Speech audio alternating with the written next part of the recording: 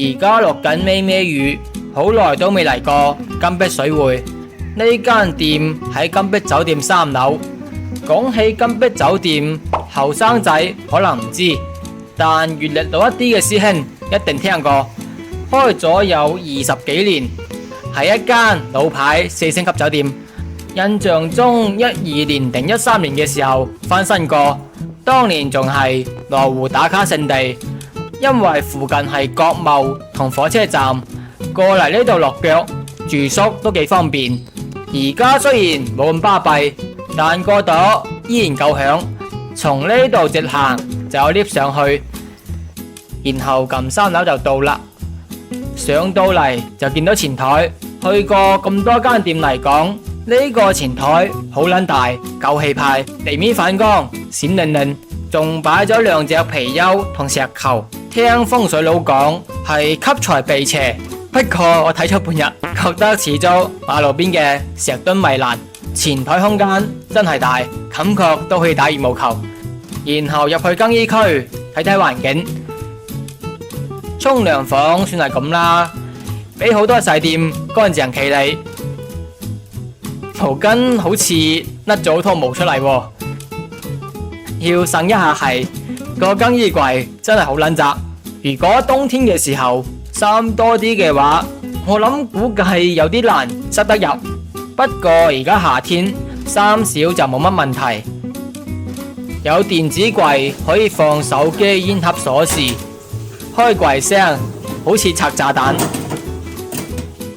台面有多種啫喱水選擇，前面有部消毒櫃，櫃裏面啲毛巾感覺比外面嘅新淨，白到反光，冇甩嗰啲乜鬼毛線，而且又加熱保溫，用起身舒服啲啦。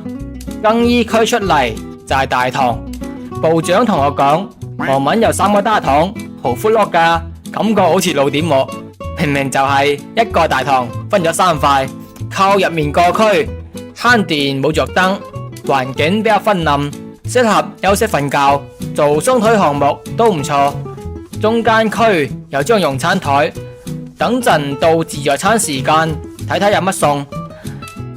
前面呢個區就比較細，就得6張梳化，靠近水吧，方便攞飲料啊，或者點個餐蛋麵。然後轉出嚟大堂去房區睇睇，地面好似打過蠟，閃靈靈。前面呢幅壁畫又幾有藝術氣質。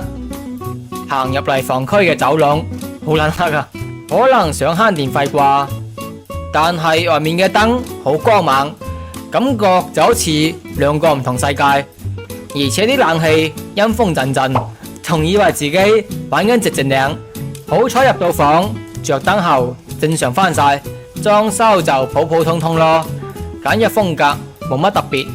行咗咁耐，肚都有啲餓，啱好到自助餐時間，過嚟睇睇有乜食。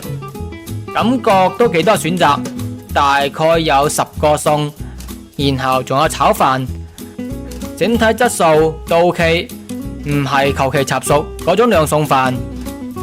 仲可以叫服務員切碟生果。餐台外面係一個大花園，一路食飯一路睇住外面嘅鳥語花香，胃口都更加好啦。最後去埋 K 房睇下環境，空間夠大，可以坐10零個人，燈光效果唔錯，氛圍十足。不過支咪收音似係90年產物，唱翻首《海闊天空》就啱晒啦。整體嚟講，金碧水匯算係羅湖老牌大店，環境都算幾大，配套唔錯。禮拜二到禮拜日下晝5點有自助餐提供，按摩之餘仲可以唱 K， 各位師兄得閒可以試試。咁今期影片介紹到呢度，下一期再見。